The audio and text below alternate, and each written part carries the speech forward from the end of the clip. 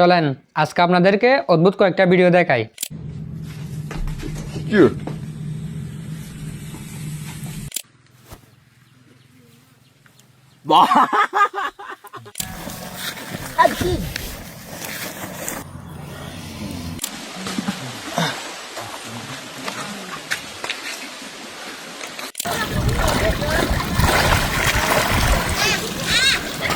Facebook বা YouTube চালান কিন্তু এই বান্দার ভিডিও দেখেননি এমন মানুষ হয়তো অনেক কম আছেন।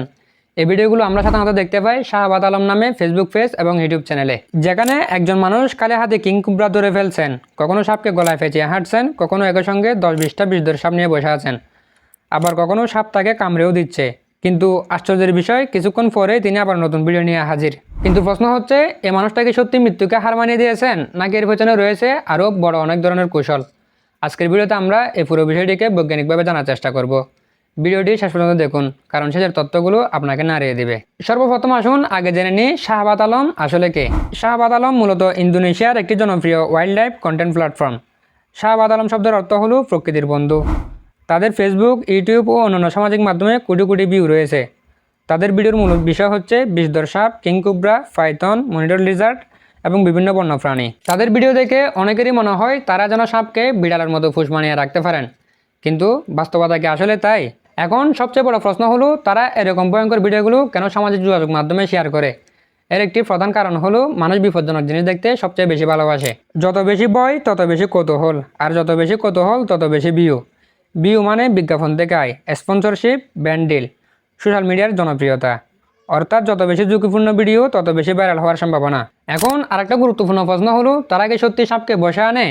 এখানে আমাদের সবচেয়ে বড় ভুল ধারণাটা রয়েছে। সাপকে আসলে কুকুর বা কুড়ার মতো প্রশিক্ষণ দিয়ে বসে আনা যায় না। সাপের মস্তিষ্ক সেভাবে শেখার জন্য তৈরি নয়।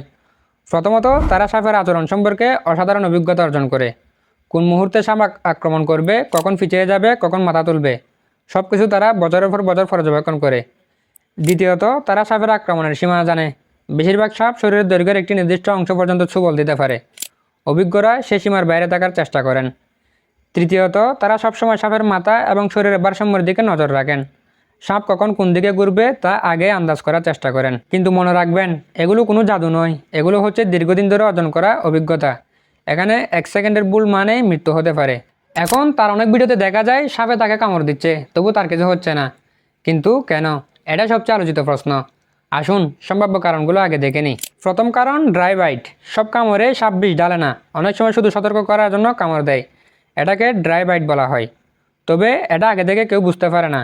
দ্বিতীয় কারণ, অনেক কামড় হয় বিষহীন বা কম বিষধর সাপের, কিন্তু ভিডিওর শিরোনাম দেখে দর্শক ধরে নেন সবই মারাত্মক বিষধর। তৃতীয় কারণ, যদি সত্যি বিষধর সাপ বিষ ঢুকিয়ে কামড় দেয়, তাহলে দ্রুত হাসপাতালে নিয়ে অ্যান্টিভেনম দিলে বেঁচে যাওয়া সম্ভব।